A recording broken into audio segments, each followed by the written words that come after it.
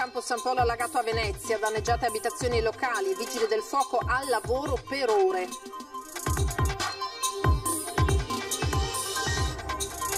Dopo l'accordo l'ordinanza, nei prossimi giorni al via i tamponi rapidi dai medici di base saranno obbligatori e remunerati dallo Stato. Zaia, chi non si adegua verrà sanzionato, è doveroso dare questo servizio ai cittadini. A Jesolo centinaia di persone hanno manifestato per il lavoro e contro le limitazioni imposte dal nuovo DPCM. A causa del Covid il litorale sta attraversando una grave crisi economica. 2 trafficanti di cocaina sono stati arrestati dalle Fiamme Gialle al termine di un'operazione che ha portato al sequestro di oltre 2 kg di stupefacente. È finita con le manette ai polsi l'uscita in un centro commerciale di Zelarino di un 51enne che si era reso responsabile di una serie di rapine nella Marca. Tra le tante manifestazioni di questi giorni contro l'ultimo DPCM del Premier Conte è andata in scena anche quella degli indipendentisti. Anche la commemorazione dei defunti in tempo di Covid subirà delle modifiche rispetto al passato. Non ci sarà il ponte di barche, ma verranno potenziati i collegamenti e il sistema del trasporto pubblico locale. Buonasera, ben ritrovati in diretta con l'edizione veneziana dei telegiornali di Antenna 3. Partiamo da Campo San Polo e dalla mattinata di forti disagi vissuta oggi. Letteralmente sommerso il campo a causa del guasto a una condotta dell'acquedotto. La forza dell'acqua ha creato una vera e propria voragine tra i Masegni e ha inondato un'ampia area. È evidentemente destino che in autunno, in un modo o nell'altro, Venezia debba finire sott'acqua e questa volta neppure il Mose avrebbe potuto far molto. Lo scoppio di prima mattina di una grossa tubatura ha letteralmente inondato Campo San Polo, dopo Piazza San Marco il più grande campo di Venezia. La forza dell'acqua ha avuto una potenza tale da sradicare i Masegni e sommergere l'intera area. Ho fatto la calle qua, Calle Cavalli, e praticamente c'era mezzo metro d'acqua. Ho detto cavoli, ma acqua alta no? E allora mi sono girato e ho capito che c'era una tubatura scoppiata in campo. Per i residenti non era stato altro che tirare fuori quegli stivali che con l'entrata in funzione del Mose si pensava di non usare più. Abbiamo visto l'acqua che entrava in canale, sembrava un torrente e basta. Sentivamo il rumore del torrente, che l'acqua defluiva nel canale. Cosa avete pensato? Un danno. Per i passanti, tra cui peraltro nonostante tutto continuano ad esserci diversi turisti, l'allagamento di Campo San Polo rappresenta una curiosità da riprendere col cellulare, ma per chi qui ha un'attività di ristorazione che col nuovo DPCM anti-Covid deve chiudere alle 18, la giornata è persa. Per noi il servizio del pranzo di sabato e di domenica magari sono gli unici incentivi, insomma, a tenere aperti, e purtroppo gli unici prenotati erano oggi e come potete vedere, insomma, amen, ci mettiamo una pietra sopra. C'è anche chi ha comunque tentato di portare a casa la giornata, come il parrucchiere di Rio Terra Sant'Antonio. Stiamo da stamattina che andiamo avanti con gli stivali e prendiamo in braccio la gente, sperando che arrivino più presto. Diciamo che i clienti vi danno un colpo di telefono e voi andate a prenderli a braccio. Sì, andiamo giù in fondo, dall'altra parte, ma il discorso è che è un disagio, anche questi giorni che dovremmo lavorare un po' di più perché forse ci chiudono, e invece senza acqua. Già, perché il cliente lo si può anche portare in spalla, ma se poi dal rubinetto non esce niente, lavorare non è facile.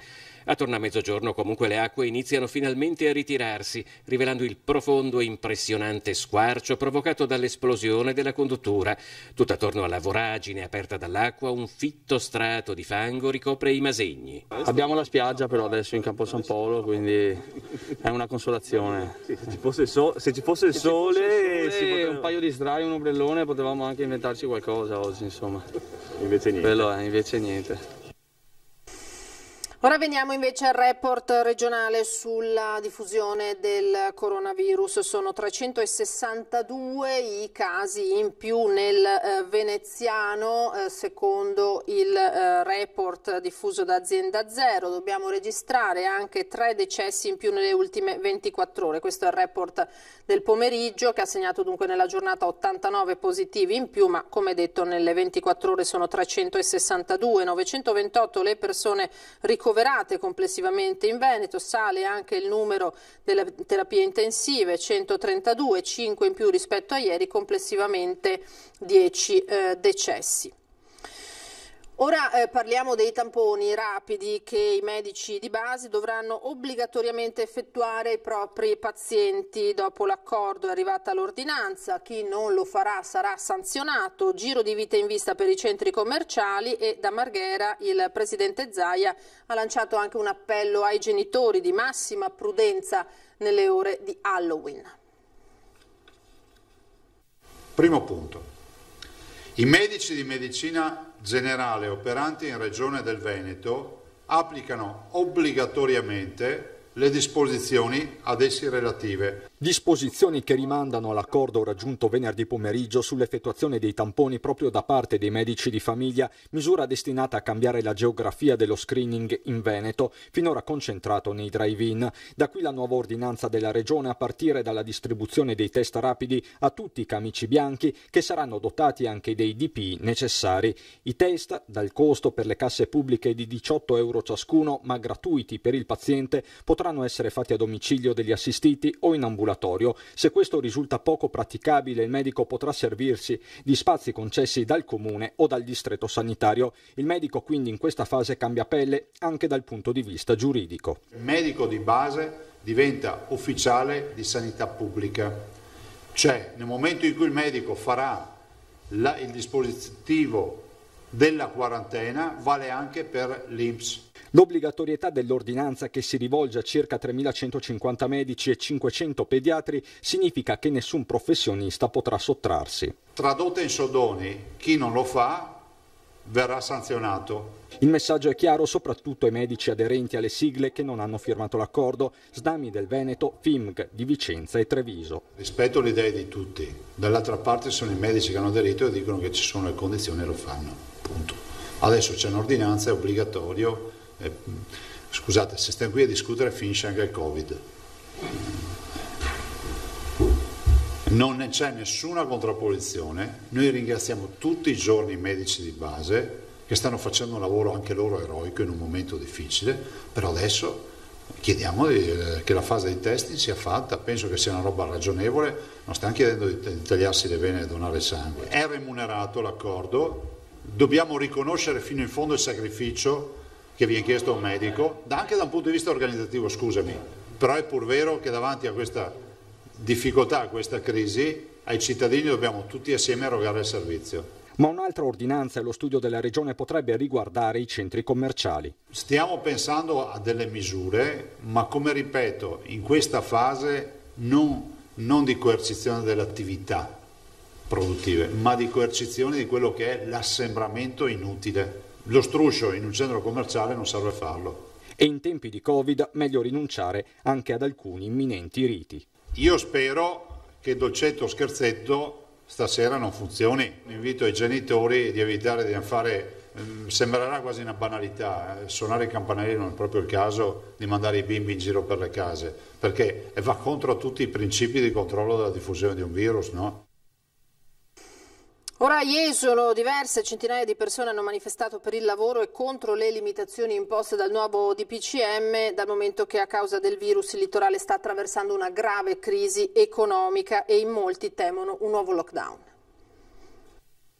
Io, essendo un contratto a tempo determinato, quindi non rientro in nessun Unilever, in nessun Atteco, in niente, non ho percepito niente da marzo. Tutti i bonus, tutto mi è stato negato dall'INPS, come me 1.000 persone. C'è chi da mesi non percepisce nemmeno un euro, ma anche qualcuno che alla fine è riuscito a limitare i danni di un'annata comunque disastrosa tra le circa 400 persone, imprenditori e lavoratori di vario genere, tra cui diversi stagionali, che hanno manifestato in piazza Kennedy a Jesolo dopo le nuove limitazioni imposte dall'ultimo DPCM. Stasera sono venuto qui in piazza con i miei collaboratori perché, non per protestare, per reclamare il nostro diritto al lavoro, alla libertà di poter lavorare in sicurezza. Non vedo delle vie di scampo quasi per nessuno, perché comunque tutto ciò che succede a delle categorie succede poi alle categorie successive, quindi mi domando se la gente vuole finire a vedersi tutti quanti sul lastrico, non c'è altra scelta. In parecchi manifestanti pare esserci la consapevolezza di far parte di un sistema che si rialza o ricade tutto assieme, come recita uno dei cartelli: se falliamo noi, fallite anche voi. Il settore alberghiero, ad esempio, quest'estate è riuscito a limitare i danni di un'annata comunque di crisi. Non vogliamo però essere ciechi, perché non vogliamo essere salvi in un paese, in un territorio che vede altre persone che purtroppo hanno problemi ben peggiori. Noi temiamo l'arrivo del lockdown, che ormai tutti ne parlano, però riteniamo che un secondo lockdown questo territorio non se lo possa permettere, perché siamo riusciti in qualche maniera a superare il primo, il secondo sarà una mazzata per aziende e per lavoratori. In questo momento la situazione è drammatica e nessuno può dire il contrario, ahimè, però è anche il tempo di cominciare a sedersi ad un tavolo e cominciare a riprogrammare un po' il futuro, e quindi mi piacerebbe e auspicherei che ci fosse la possibilità di discutere adesso eventualmente un'ipotesi graduale di ripartenza. Esiste il diritto alla sanità, ma esiste anche il diritto al lavoro, dicono i manifestanti, e in questo momento per alcuni non c'è lavoro, non c'è reddito, non ci sono ammortizzatori sociali. Sia il sostegno e poi il lockdown, no? Lasciarci senza mangiare, senza soldi per pagare le bollette, senza tutto quanto, perché così basta, non si può andare avanti. Veniamo alla cronaca. Un escursionista cinquantenne di Martellago è stato recuperato in condizioni molto gravi dal soccorso alpino dopo essere ruzzolato per circa 200 metri mentre camminava con amici nella valle di San Lucano a Taibona Gordino nel Bellunese. Imbarellato, è stato issato a bordo col verricello, trasportato all'ospedale di Belluno, da dove è stato poi trasferito a Treviso viste proprio le sue gravi condizioni. E 2 trafficanti sono stati arrestati invece dalla Guardia di Finanza, sequestrati oltre 2 chili di cocaina. 2 kg e 300 grammi di cocaina pronta per essere smerciata tra le province di Venezia e Treviso. La Guardia di Finanza ha arrestato 2 trafficanti in un'operazione che ha visto impegnati gli uomini del gruppo operativo antidroga del nucleo di polizia economico-finanziaria di Venezia. Tutto è partito da Mogliano. Nasce da un'attività dal monitoraggio del territorio, con particolare la zona del Basso Trevigiano di Mogliano, dove sappiamo già in passato esserci stato delle forti concentrazioni di spaccio. Peraltro il contesto è particolare perché ci sono state anche segnalazioni con tanto di buco fotografico da parte dei cittadini, dei residenti della zona, che hanno segnalato alle forze dell'ordine la presenza di questi spacciatori. La zona è quella di prossimità rispetto agli istituti scolastici, non abbiamo evidenze che spacciassero direttamente lì, però insomma sicuramente il contesto è particolarmente delicato. Individuato uno dei trafficanti, un giovane albanese senza fissa dimora, i militari hanno monitorato i movimenti fino a far scattare il controllo. Lui invece di fermarsi è fuggito nelle campagne circostanti. Inseguito e bloccato è stato dunque perquisito. Nella borsa aveva 2 panetti di cocaina, quindi è stato arrestato. La perquisizione si è poi estesa ai 2 appartamenti in cui il pusher si recava nei giorni precedenti e lì è stato trovato anche il suo complice connazionale. Abbiamo sottratto dal mercato e da Piazza dello Spaccio 2 importanti soggetti che, vista la quantità anche di merce sequestrata, sta a significare che avevano un vasto giro di clientela. Questa droga quanto avrebbe fruttato più o meno sul mercato? Considerando il prezzo di vendita al grammo, oltre dai 50 euro in su al grammo, stiamo parlando di qualche centinaia di migliaia di euro. Ed è finita con le manette ai polsi l'uscita in un centro commerciale di Zelarino di un 51enne che si era reso responsabile di una serie di gravi rapine nella Marca trevigiana.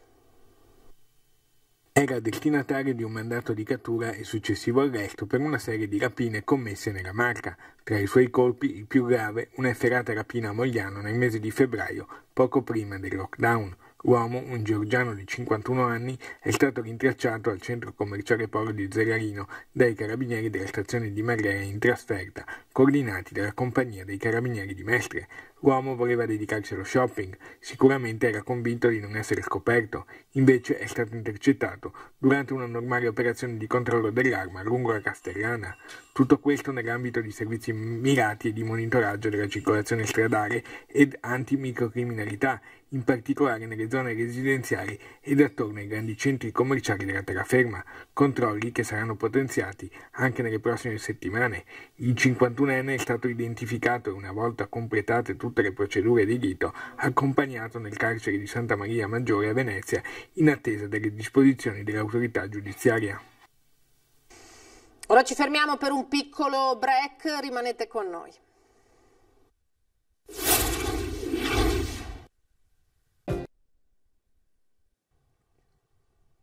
Eccoci di nuovo in studio, edizione veneziana dei telegiornali di Antenna 3. Tra le tante manifestazioni di questi giorni, alcune le abbiamo viste poco fa, contro l'ultimo DPCM del Premier Conte, è andata in scena anche quella degli indipendentisti.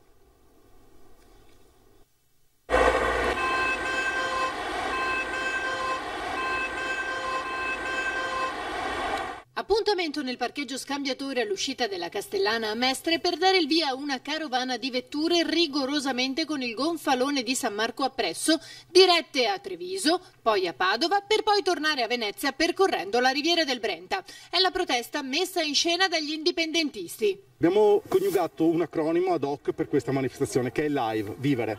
Ora L sta per libertà, I sta per identità, V per verità, E per equità. Te la sintetizzo in 4 parole. La libertà di poter protestare. Ci hanno detto che chi protesta è fascista, ricordo che in realtà le proteste sono nate dalla sinistra, sono nate dal potere al popolo. Qui è esattamente potere al popolo, la gente che non ci sta ad essere occlusa e reclusa per colpa di una pandemia che per molti versi può essere accusata sovradimensionata. Questo non vuol dire essere negazionisti nel senso più assoluto, il problema c'è, ma è un problema che va a colpire in modo prevalente le persone immunodepresse o comunque le persone che hanno dei problemi. Vogliamo liberarci e fare per conto nostro. I veneti hanno sempre vissuto benissimo da soli, senza bisogno di nessuno che gli dicesse cosa fare la mattina, e quindi è arrivato forse il momento, perché questo cambiamento col coronavirus sta diventando devastante e sicuramente lascerà dei guai profondi anche in Italia. Noi auspichiamo che si possa lavorare tutti in sicurezza, ma non si deve chiudere nessuno, perché un lavoro non è che sia diciamo determinante e altri meno. Per chi lavora, quel lavoro è primario. Per chiunque, le aziende devono lavorare in sicurezza. Voltiamo pagina perché in questi tempi di pandemia anche la commemorazione dei defunti subirà necessariamente delle modifiche rispetto al passato. Anzitutto a Venezia non verrà ripristinato il ponte di barche che lo scorso anno era stato ripristinato recuperando un'antica tradizione cittadina. Saranno poi potenziati però i collegamenti e il sistema del trasporto pubblico locale.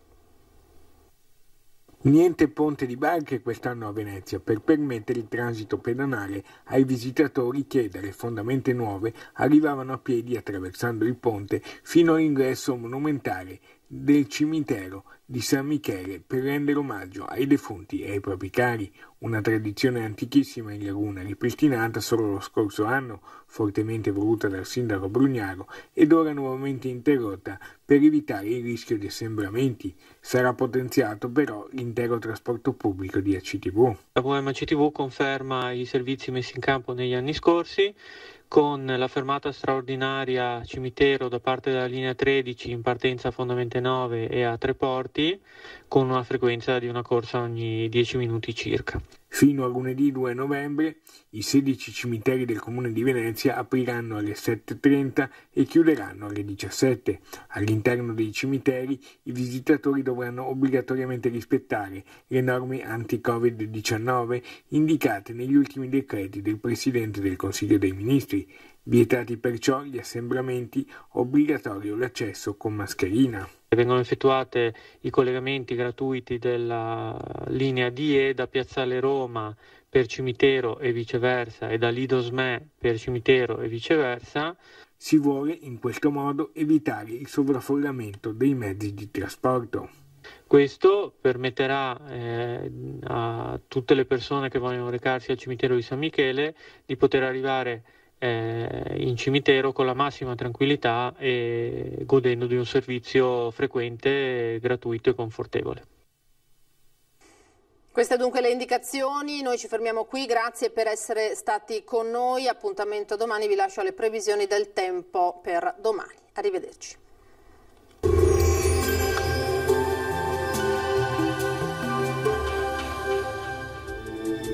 Benvenuti al Meteo. Inizio di novembre in perfetto stile autunnale, tempo stabile ma cielo alquanto nebbioso. La situazione nel dettaglio. Sul Veneto generali condizioni di tempo asciutto, tuttavia su pianure e vallate spesso diventeranno protagonisti nubi basse e foschie in grado di rendere la giornata grigia e cupa. Più sole invece sui rilievi. Temperature minime tra 9 e 10 gradi, massime invece tra i 16 e i 17 gradi. Ci spostiamo ora sul Friuli Venezia Giulia, cielo molto nuvoloso con locali riduzioni della visibilità in pianura, sarà più soleggiato invece altrove. Temperature minime fino a 11 gradi, massime invece sui 17-19 gradi.